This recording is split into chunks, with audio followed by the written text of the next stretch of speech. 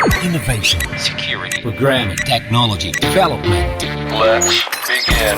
DevSecOps, your cybersecurity in technology podcast.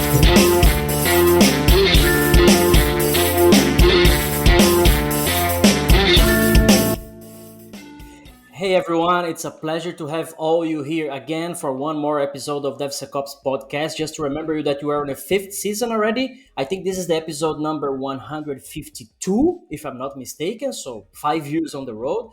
Please listen to the whole podcast. You have a full package of content here, I would say.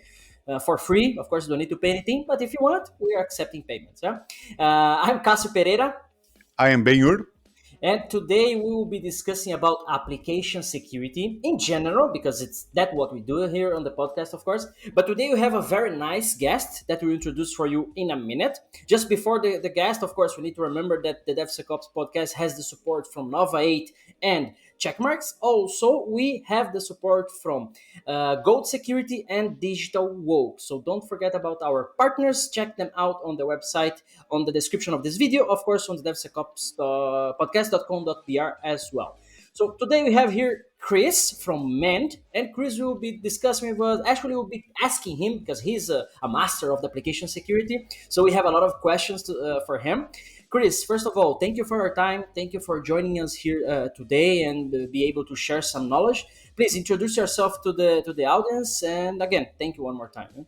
Sure. Thank you, Cássio. My name is Chris Lindsey, and my background, I wrote software for over 35 years.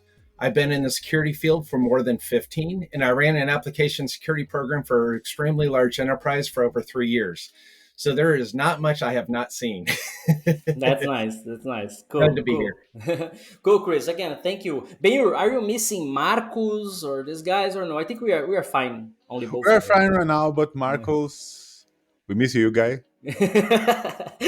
Marcos is in Brazil right now on vacations, Yeah, so he should be here in Germany because now we have, I would say, not here in Germany because I'm in Poland, but we have sun already, a good weather, but he ran to Brazil anyway, yeah, but it's okay. Okay, cool. Chris, I think the first question I want to make to you, and let's say to introduce the topics of the application security and so on. And our mission is to help developers, help companies to build secure software. Right? That's the whole idea of the DevSecOps podcast. And one thing that always pop up to my mind, always pop up from the audience is like, what to do first? It's requirements, threat modeling, SAST, SCA. It's to don't do anything. Like what, as you said, you are 35 years writing software and security. So what do you think that should be done first from the companies that they want to start right now onto the Appsec area, let's say? I mean, that's a fair question, and that's a great question because really you have an ocean, and where do you start? Because you can't boil the ocean, right? And depending on the size of your company and depending on what you're doing, really kind of defines of where you start. Think about, what is your threat model look like? What, do you have external applications or an internal application? That changes a lot of things. And, talking about prioritization, if this was, let's say this was day zero, I just walked into a company and I'm taking it over. Where do I start? Honestly, I need to assess, what is my threat landscape? What do I have? And how knowledgeable are my developers? Because if my developers aren't very knowledgeable, then the problem is it doesn't matter what kind of tooling I have, they're going to just keep introducing more and more vulnerabilities. And so you're sitting there chipping away at the mountain, but you're not going to make any progress unless you start with them. So prioritization, to answer the question, I would start with analyzing where are the developers. Then I would probably do a kind of a 2 or 3 pronged approach. I would start with SCA and dependencies because that's your low hanging fruit. You can easily go in there and just update all your dependencies. It's technical debt. Developers, are like, oh my gosh, security. I don't want to be involved with security. I just want to write my software and do my stuff and get things done. But the reality is the dependencies is just low hanging fruit that's just ripe for picking. And I would start there. And then I would then probably focus in on SAST, because knowing what your vulnerabilities are with your software and your developers is absolutely key. Because if they're introducing more and more vulnerabilities, you're not going to make any progress. Cool. I would say that I agree also with this approach of okay, let me clean up my dependencies because we know it's a mess and it's normal and it's a long hang fruit. It's very easy to do it. On the other hand, is like okay, let me keep this scanning on the SaaS, for example. Let me introduce this continuous scan to make sure that I will not release any more problems or deliver any more problems to my customers, users, whatever.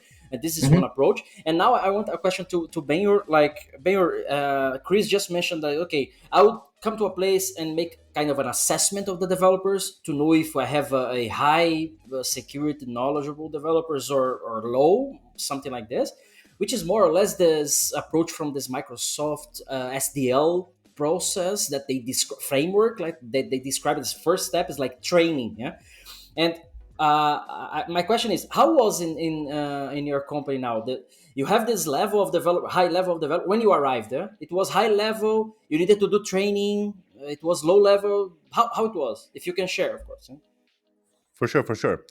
Here, when I joined the company, we are very mature in this process because we already have more than 500 persons in security, Mm-hmm, more than 100 Appsec specialists here. So more than 15,000 developers. So it requires to be a mature process for that. mm-hmm, mm-hmm.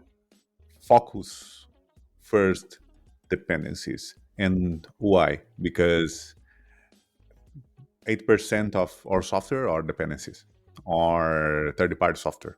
And that's a risk that will be across the entire fucking applications. So we That's will true. not develop all the things from scratch. So dependencies first. Totally agree with Chris because it's a low-hanging fruit. Okay, if we go very simple with this topic, is to make a check for each dependency we have that if it has a vulnerability discovered or not. So and make an update. Appears to be simple to track if we are vulnerable, but the process to upgrade those dependencies in a large scale it could be a challenge. So and another way, that's a topic that to discuss a little bit after in this conversation. Another topic is about training. And why training? Because we do not have much blockers to train our developers. So, for example, if we know what languages we use, what frameworks we use, what are our development process, so know these kind of things for an AppSec specialist or an AppSec area, it's crucial. Then we can think about what we want to prevent.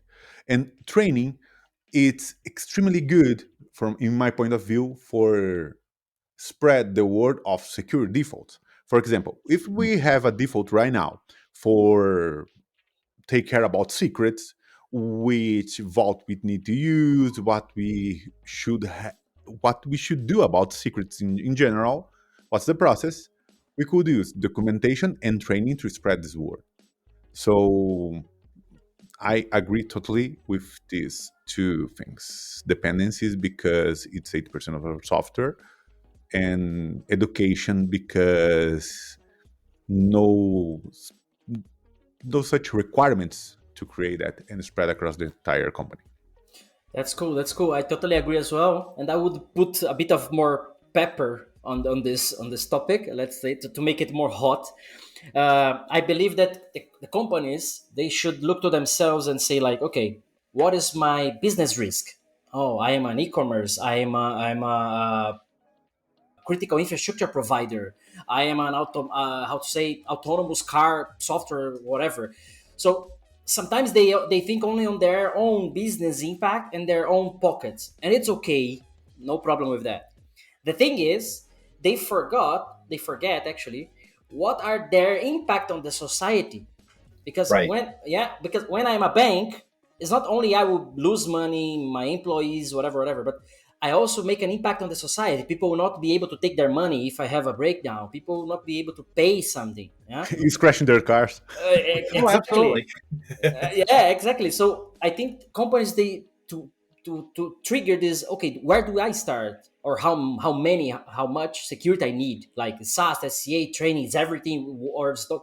Like they should think, okay, if I stop my business right now, or if I have a security breach, what happens? What is the impact on the society, considering the services that I provide, the software that I provide, or something like this. And given this pepper to the topic, I would say this to make it more hot. What do you think, Chris? That should be also part of this mentality of these companies. Like they should start this mindset with training, as putting a link what Benur just said, together with culture, because culture Mhm. is also a very hard thing to introduce or to change. Like Benur said, his company was already mature, a lot of people, it was easy, I would say, to introduce Appsec and this kind of thing. In other companies, like it's harder, right? You need to knock and try to bring the idea of security in there. No. So what do you see on this, with this perspective? Yeah, how do you?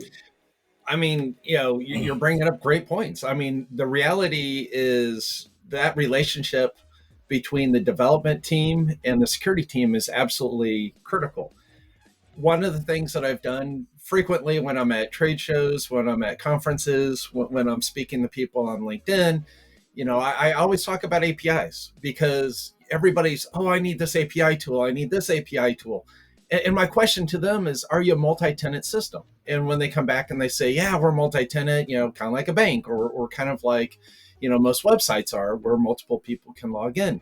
The developers are only focused on trying to get their task done. They're not focused on, can I take data from, if I log in and I pull, I have a great JWT token where I can pull in, I can log in, authenticate, I'm in, but they're not tying down the data to the actual user or company or group. And so what happens is you have somebody that can come in, they can pull data from anybody, and they're not even looking at role-based authentication. So all of a sudden now I can sit there and I can pull everybody's data. I can do a lot of things.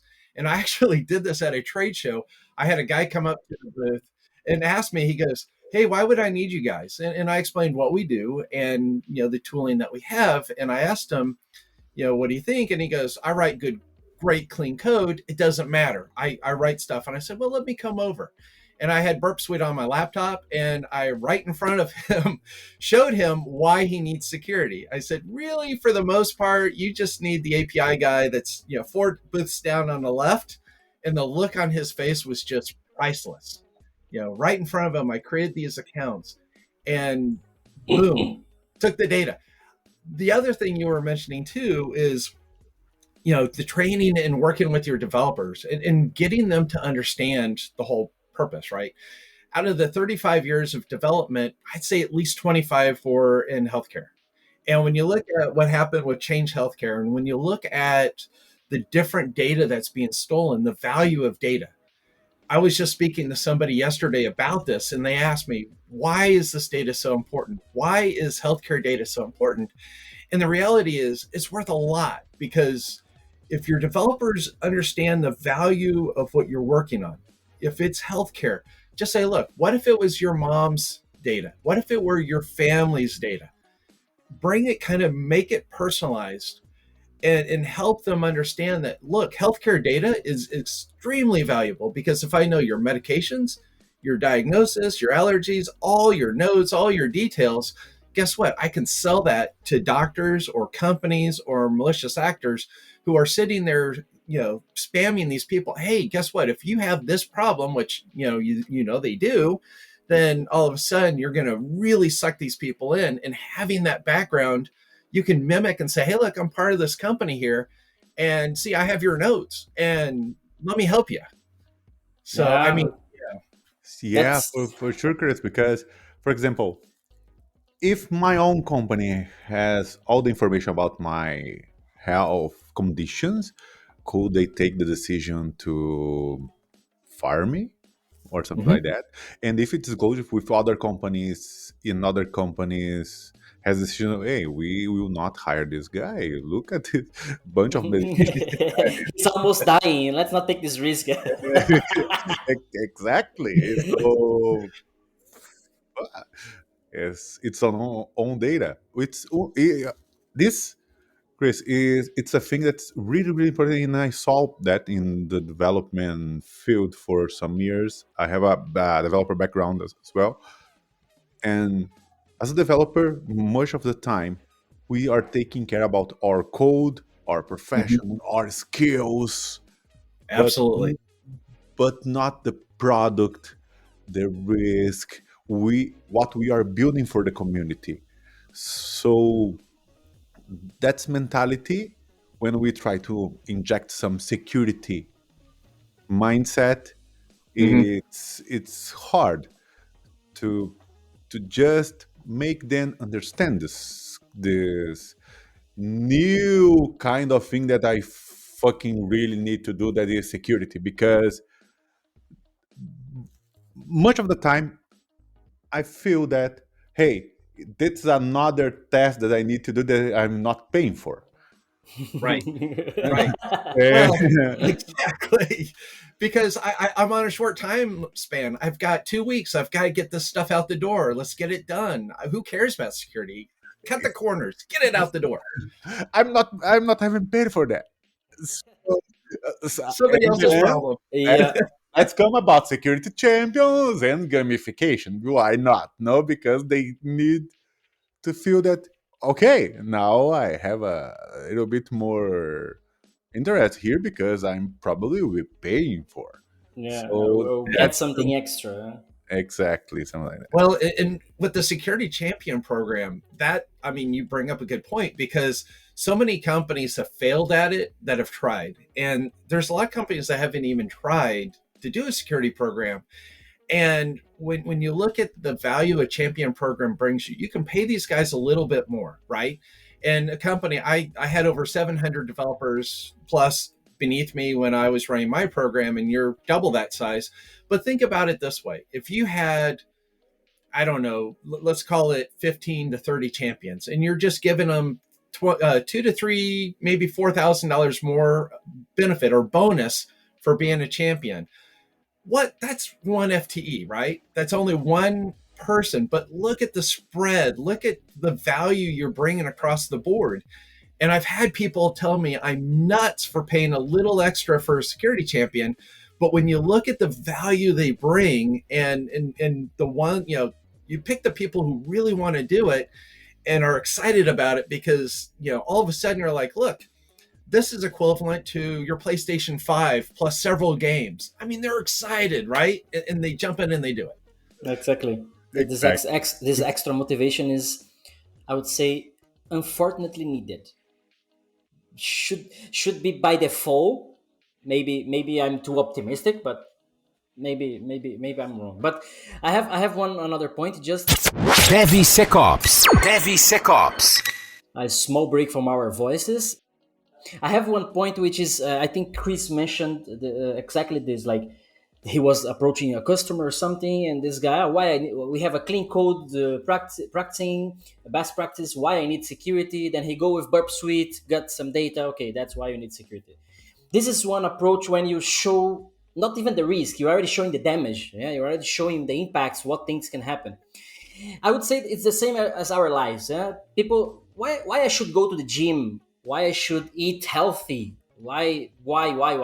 And usually we don't ask ourselves those kind of questions until we get some diabetes, until when we get some liver problems, heart problems, and then we go to the doctor, and then this doctor, hey man, look, in 1 year you're gonna die if you keep this routine, if you keep this lifestyle. You need to change it right now. Stop drinking, go to the gym, whatever. Huh? But Mhm. someone with authority told you the impact that it's your life. It's in the biggest risk in this case is you lose your life if you don't do this way. But for security, cybersecurity, nobody listen to us. We say, look, guys, if someone, do you have a SQL injection vulnerability in your code? If someone gets into it, it will take your whole database. It's okay. Like, why we don't have the same power? Chris, this is a question for you. Maybe you know the answer. Why we don't have the same power as doctors has? You got the analogy, right? Right. Oh yeah, absolutely. Because really, developers don't understand security and the impact.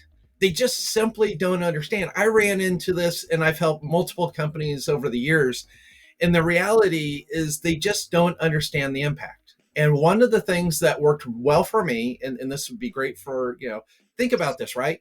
If you're using Burp Suite or you're doing something and you want to show somebody the value and what's there, record it, screen record it, showing you actually doing the attack and getting the data. Because developers are very proud people. They have a lot of pride. They're like, I write good code. Just like the guy, right? I'm great at what I do. I'm the best. Their ego fills rooms. Yeah. And, the reality is I can't do any wrong. And so developers, when you start showing them and training them and getting them to understand what security does, then all of a sudden you start building a little bit more value in the security program where you do tell them, look, you've got this. They're going to start listening. Especially because security is sometimes, or let's say application security, is more preventive than reactive, right? We are looking vulnerabilities before release. We are talking about threat modeling, security requirements. It's like everything on the left. Yeah, I don't like this term, shifting left. But yeah, it's like this. We are everywhere to prevent something. We are not a WAF or a FIDO. Yeah, they might be part of our life, but we are preventing things. Yeah, so this cost also for the company. But how much cost is this to prevent something that might not even happen? And then, right, as you said, okay, show me the attack, show me the data. Now it can happen, and this is the impact. Right. Oh, okay, then I will react. Actually, yeah, it's still a reactive way. Right. Can I add something? Yeah. So a lot of developers feel like the edge tools, the firewalls, the web application firewalls, all that stuff can protect you. They see it as the golden bullet, right? Yeah. And, this magic can do everything, so I don't need to worry about it. And the visual that I always explain, think of Game of Thrones. Think of the battle scenes where they're all lined up, row after row after row, and there's that center column, and you have the castle in front, and everybody's behind, and you're viewing the castle. Your packets, your requests, your APIs, your web, your traffic, if it's valid, it's going to go right down the road and get to the castle. No problems. The edge is going to say you're good. The web application firewall, you're good. Everything's great. You get to the castle and now you create chaos. And that analogy, when you start explaining it to developers and you start showing them, all of a sudden they have that aha moment. Now that magic edge disappears and you can show, look, you can do SQL injection where all that you can bypass that stuff all day long. And with the invention of AI and with all the automation out there, guess what? It will do it for you. It will be even easier. And just to mention some actually was a real test that I saw yesterday on Twitter, maybe someone with a video, and was a guy with the sign of stop, like holding the sign of stop, homemade, to the Tesla autonomous car. And the car was stopping in the middle of the road, but it was a fake sign, yeah? I mean, it was a real fake sign, let's say. So how to prevent this kind of situation? Some dumb, stupid guy will be there with a sign and make your car stop on the highway, for example. How to prevent this kind of things. But, I mean, challenge of the new world. Huh? So that's the real thing. Benhur, do you have idea? Not idea, but we mentioned training and this kind of culture, how to change the mindset and so on. Did you have some I don't know another better word, but let's use this one. Do you have some conflicts with development teams regarding this, what Chris mentioned? Like, they have big ego. I was developer as well. I had big ego. Now I'm in security. My ego is bigger because I know both. Yeah, I know security and code. It's a common side effect. So, security, and now I know how the things work, and now I will break the thing, so my ego is 10,000. Even worse, I go back and break my own code in some companies just to say that they are not secure. No, just kidding. No guy travel in the time and kill this shit. Yeah. Did you have some conflicts with development teams, like approaching with security and so on? Can you share this experience? Honestly, I had a great relationship. Oh, did you want me or Ben? Yeah, you can jump in, and then Ben can explain as well. Okay, sorry, Ben. Don't worry. Yeah. You are the guest. You own the podcast now. Don't worry. No. Honestly, I had a great relationship with my developers. Coming in from being an architect and knowing the lingo and knowing it, it really it goes so far. And the reality is, developers, when security throws all their crap over the fence, right? Hey, guess what? You have this number of vulnerabilities from this tool, blah. And the problem is, developers look at that and they go, "What the hell am I supposed to do with this?" And I have all this Move stuff with that's them. coming over from security. It means nothing to me without context. And that's why, all the application security teams need to have a developer on there, because then you can take it, you can weed out the crap or weed out the low stuff that means nothing. If you have a command injection and you're writing a console or a application that runs from the command line or the terminal, it doesn't matter. You're already on the box. But if you're running it within a context of a web, it means everything. And one thing that I did to help companies, and I did for my own, because to help bring in security into the developers, I reached out and had started off as 20 and we ended up with 27. But I reached out to the software architects for the very large teams down to the small, the guys who were well respected within the organization. I said, let's put together a document that does two things. I want to know code writing, right? The term just basically the quality of code, right? You're going to write the code properly. This is how you're going to do it. Company wide, this is our company standard. You mean code standards? Yeah, code standards. Here's our company code standard, but then we're going to tack security into it. So when you're doing an API or a UI and you have a failed login, you don't just say invalid password. Guess what? Now I know the username's right. It's the invalid username or password. Make sure your return codes are valid and good, but also not giving the keys to the kingdom away. And so this API document we put together was 80 plus pages. And the beautiful thing about it was it's now a required thing. Having code quality and code standards there for the company now means that even the new guys walking in the door have to adhere to it. And you've also sprinkled in your pepper, your security into it, and now it's on fire. Now it's helping. Ah, cool. Ben, you can talk now. Yeah, exactly like Chris said. For me, we'll have a great, big, and impossible battle with developers if we put all the vulnerabilities in a single report, send to them, and fix that shit. So that's the way I haven't seen work for many years. And here we do not have this friction with developers, but why is the most important? First, every vulnerability will have a report, good. But how we send this report to the developer team? First, we explain to them the attack path, the risk. We will involve in a call, in a chat. We are leave. Let me present to you this vulnerability, because we do not have 1,000 vulnerabilities per month, for example, to make impossible to have a chat with them. So every vulnerability should be also a training. Because if we find a vulnerability, depends on the vulnerability, it's not a single vulnerability. It's a problem in the entire application security stack. Why SAST does not catch the vulnerability? If this vulnerability for the SQL injection, okay, let's say, it's our training program, why does it still happen? So why this vulnerability is still present in our code base? This is not another vulnerability report, another fix, and tomorrow another developer will put that again in the code. So vulnerability should be explained in a form that we can explain the vulnerability, explain the attack path, something like talk about security, but not using security word.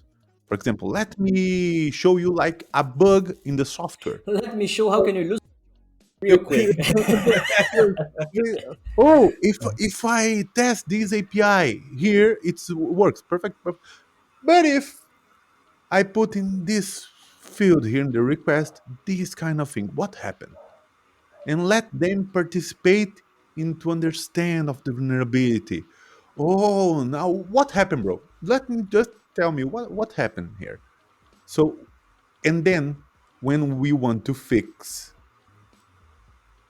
I have two ways. First, you need to fix in this way. End of this transmission. No, bro, how do you think we can fix this thing?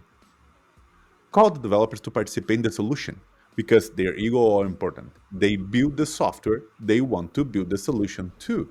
Because if we build something for you, okay, and another person came and just put a fix in your side, you feel bad because you are not now part of the solution for completely because you are not responsible, for example, for the fixes. You are not responsible to propose something that will be better. And sometimes that's really important. An application security specialist, application security engineer, does not have much experience and skills for development that a developer has. So probably sometimes your proposal for the fix is not the best as they can do. So get them into the conversation. Bro, we have a problem. It's not your problem. It's not my problem. I am here to help you about security. You are here to create software for the company, and we, both of us, have a security problem. Okay, we need to attack the problem. I'm not attacking you. And It's not personal, right? exactly Yes. not personal. So how can we fix that Together. together? Yes. I really agree with this. Disagreeing, because and it's the next question to Chris, and we drive to the end of the conversation. Unfortunately, times goes fast. But what do you think, Chris? I really agree with what Ben said, what you said. But there is one point, and I will bring analogy again. I go to the doctor.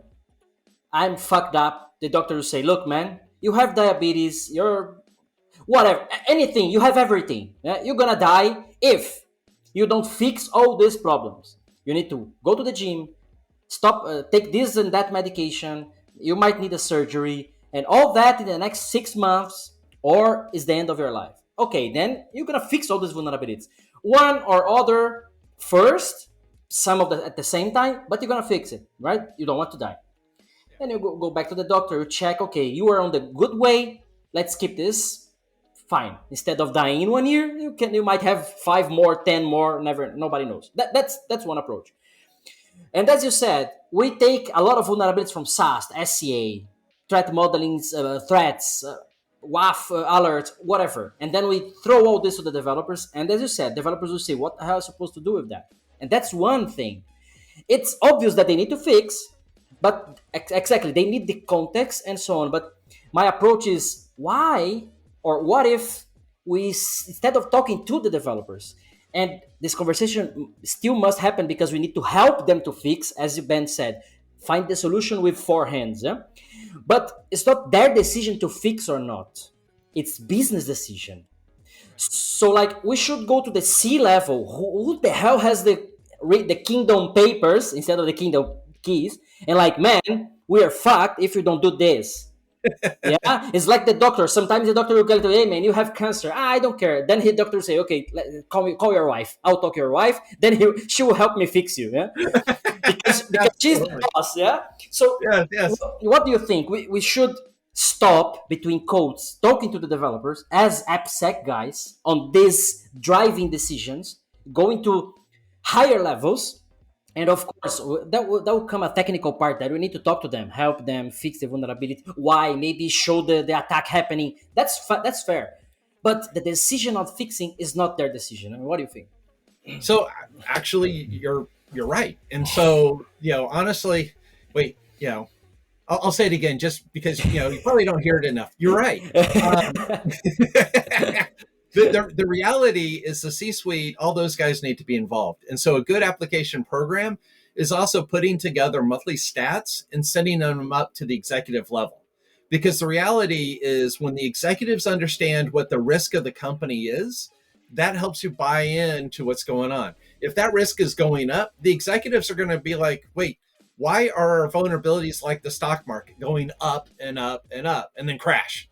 So the reality is, on a month-to-month basis, put together a report, let the guys know, and explain the risk. Your CISO, if you have a CISO, they can go to jail if they don't address the risks.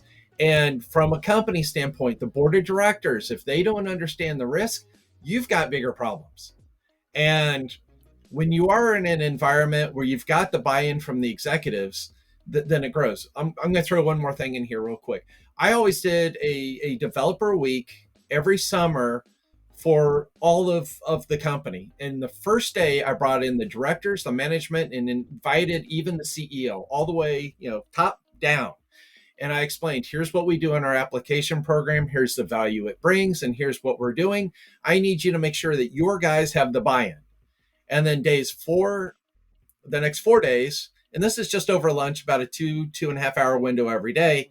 And then over the next 4 days, I spent the next day with the managers, are the guys running the tools who are going to be kind of your administrator, super users, and explain it. Then I bring developers in. And when you show them the full transparency of what you're doing and why we're doing it, it drives home everything. And you can be a little nasty if you wish, which I kind of did. I wrote my own endpoints from the source code management tools. I had it receive in my own API endpoint, secure, which is great. And I would actually kick off scans and things that happened. So everything was being looked at. With that information I saved in the database, I would send an email to the developer with every commit what was found. And at the end of every week, I would send out to the entire team. Anybody that committed to that repo in 4 weeks got this email that showed the overall vulnerabilities across the board. And the value that it brought was, crap, that's my work, and I'm on this list. And now I'm looking dirty to my team. It's a little dirty, but it works very well. You're not shaming the guy, but you're saying, look, clean your stuff up, do better.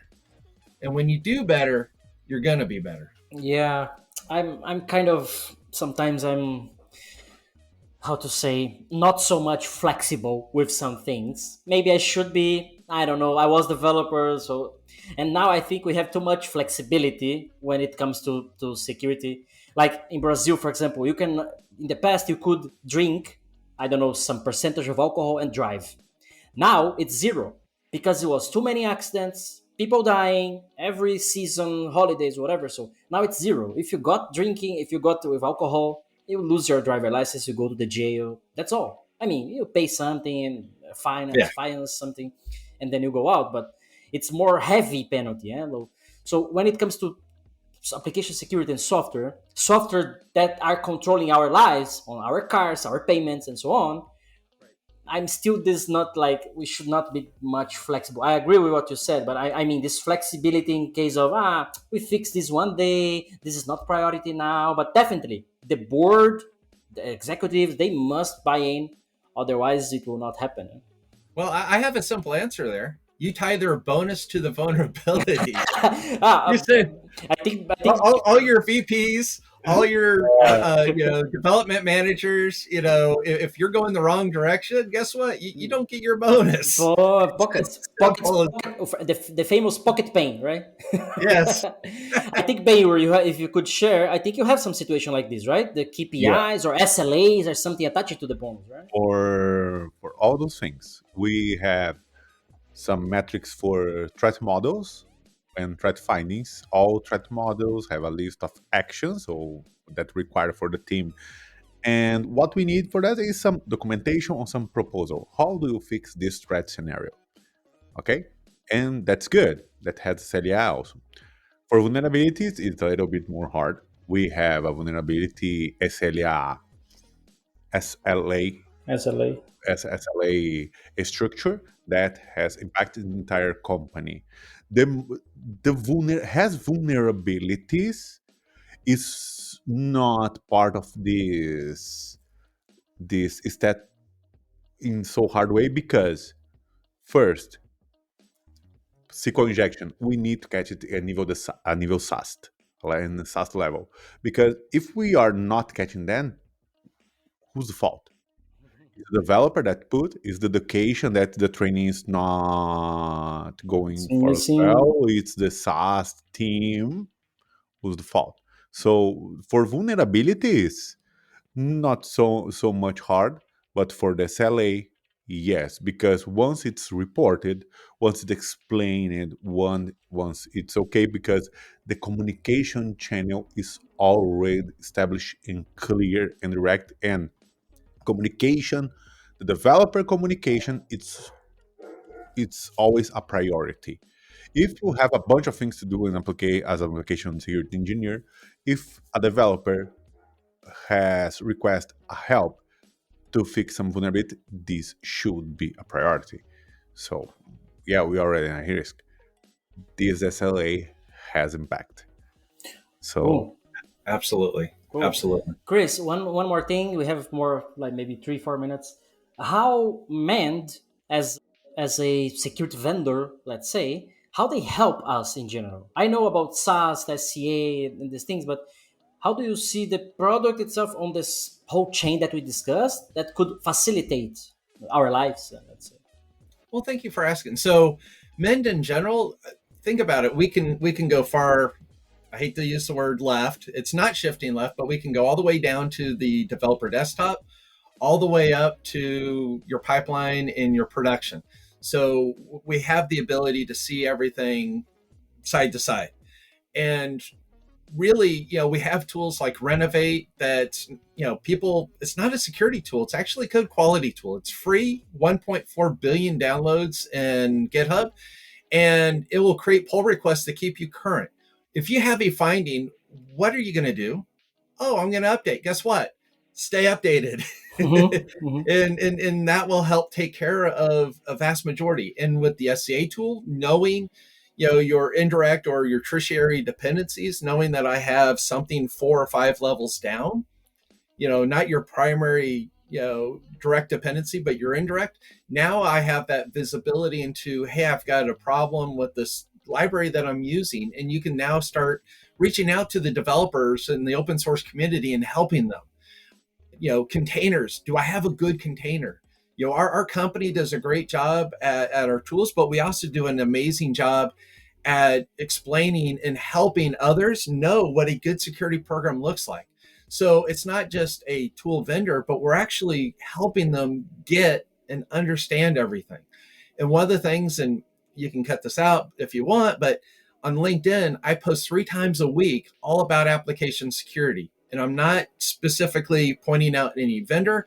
I'm actually just raising the bar and the awareness for application security across the industry. People ask me, why am I doing it? It's because I care. And I'm very passionate about that, helping everybody and others. Awesome, awesome. I would say that DevSecOps Podcast has a competitor, but actually, no. We are we are actually partners. Right? We're sharing content. We're sharing content because we care about softwares that cares about us. As you said, you were working in healthcare a long time, so we all need healthcare, either public, either private. But it's how it is. Huh? On the description of this video, I will share all the links that Chris provided me. Probably Mend, Renovate, his LinkedIn as well will be everything on the description of this video on the YouTube channel. Of course, from the how to say, I missed the name, from Deezer, from Amazon Music, from Spotify. You cannot download links, so go to the YouTube. It will be easier to catch all this information there, right? So, any last message, any kisses and goodbyes that you want to say, Chris, Ben? We are about to finish. I'm going to just share what I always do on my LinkedIn. Stay secure, my friends. Awesome. Chris, thank you for your time. Thank you for support here. I think the industry right now is probably outdated about security, and they need professional, they need people to help them securely. So the industry is bigger than our skills in Appsec security provided and available in the world. So thank you for your support for the community. And if you guys do not use Renovate Bot, for example, related to your dependencies, you are missing a so fucking awesome code. And thank you for all your support for the community and the field of application security. Thank you. Cool. You're Again, welcome. Chris, thank you for your time. Thank you for joining us. Thank you for creating and sharing content as well. I think it's a lot of big value that people must definitely start reading, start consuming even more. And I think that's it. We see everybody on the next episode. This was episode 151 or 52, if I'm not mistaken. I believe 52. That's it. So I'm Cássio Pereira. I am Ben-Hur. And I'm Chris. Awesome. Thank you, guys. See you in the next week. Bye-bye. Bye.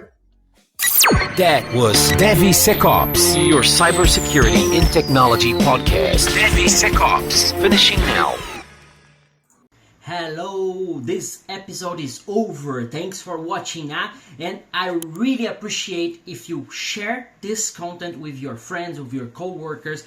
For sure they will enrich their knowledge as well as the same as you just did when you listen or watch it to this specific episode of DevSecOps Podcast.